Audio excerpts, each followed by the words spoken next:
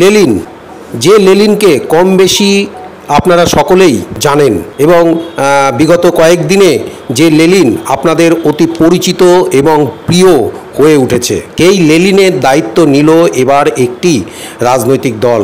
লেনিনের ভবিষ্যৎ স্বপ্ন এবং তার ভবিষ্যতে এগিয়ে চলার ক্ষেত্রে যা যা প্রয়োজন তার সব কিছুরই দায়িত্ব নিল সেই রাজনৈতিক দলটি। চলুন সেই লেনিনের সাথে পরিচয় করায়, কিন্তু তার আগে বন্ধুরা, যারা আমার এই চ্যানেলটি এখনও সাবস্ক্রাইব করেননি তারা অবশ্যই লাইক করুন, সাবস্ক্রাইব করুন এবং বেল আইকনটি অ্যাক্টিভেট করুন। গত কয়েকদিন আগেই বেরিয়েছে মাধ্যমিকের ফলাফল। সেই ফলাফলে মেধা তালিকায় এই বাংলারই এক জেলা, যে জেলার 7 জন মেধাবী ছাত্র তারা হচ্ছে মেধা তালিকার প্রথম 10-এ জায়গা করে নিয়েছে। সেই প্রথম 10-এ জায়গা করে নেওয়াদের মধ্যে এই জেলার সর্বোচ্চ নাম্বার যে পেয়েছে তার নাম হলো উদয়ন প্রসাদ, সকলে যাকে আদর করে লেনিন বলে ডাকে।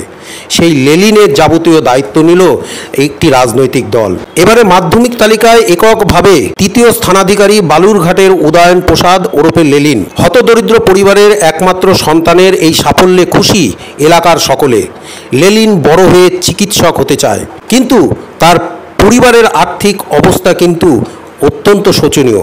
লেনিনের পিতা উমেশ প্রসাদ বালুরঘাটে অবস্থিত সিপিআইএম জেলা কার্যালয় যামিনী মজুমদার ভবনে হোল টাইমার ওয়ার্কারের কাজ করেন।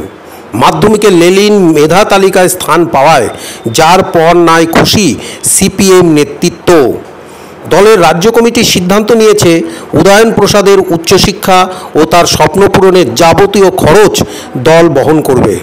সেই উপলক্ষেই যামিনী মজুমদার ভবনে উদয়ন ও তার পিতার উপস্থিতিতে রীতিমতো সাংবাদিক সম্মেলন করে একথা ঘোষণা করল সিপিআইএমের নেতৃত্ব।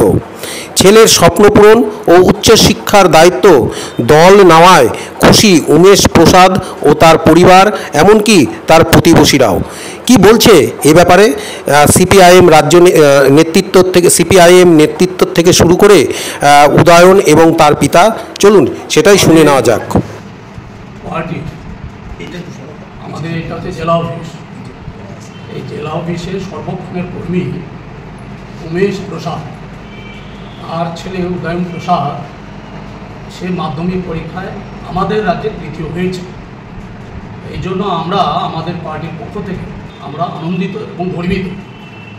এত কষ্টের মধ্য দিয়েও, এত প্রতিকূলতার মধ্যে দিয়েও তার যে রেজাল্টটা রয়েছে এই জন্য আমরা খুব গর্বিত। এবং আমাদের যে রাজ্যের যে রাজ্য সম্পাদক মোহাম্মদ সালিম, উনি ওইখান থেকে আমাদের এই জেলা দপ্তরে ফোন করে বলেছেন যে তার উচ্চশিক্ষা নেওয়ার ক্ষেত্রে সে যদি ডাক্তারি নিয়ে পড়াশোনা যদি করে এবং উচ্চশিক্ষা গ্রহণ করার ক্ষেত্রে যাবতীয় খরচা আমরা আমাদের পার্টি এবং রাজ্য পার্টি আমরা একটা বহন করব, এটা উনি ঘোষণা করেছেন।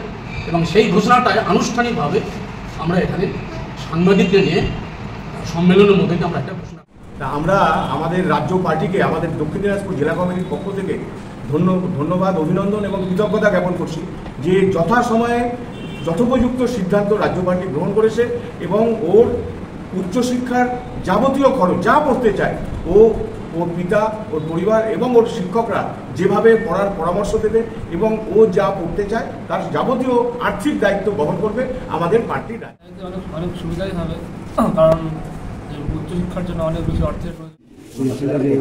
এই যে শিক্ষা যে লাভ করছে, ইয়ে করছে, যেটা যাওয়া আশা করুন ডাক্তার হওয়ার ইচ্ছা, হ্যাঁ, সেটা তো পার্টির দায়িত্ব নিয়েছে জেলা থেকে শুরু করে রাজ্য কমিটি এবং আমাদের পার্টি সম্পাদক মোহাম্মদ সেলিম, উনিও মেসেজ দিয়েছেন, সেটা আমার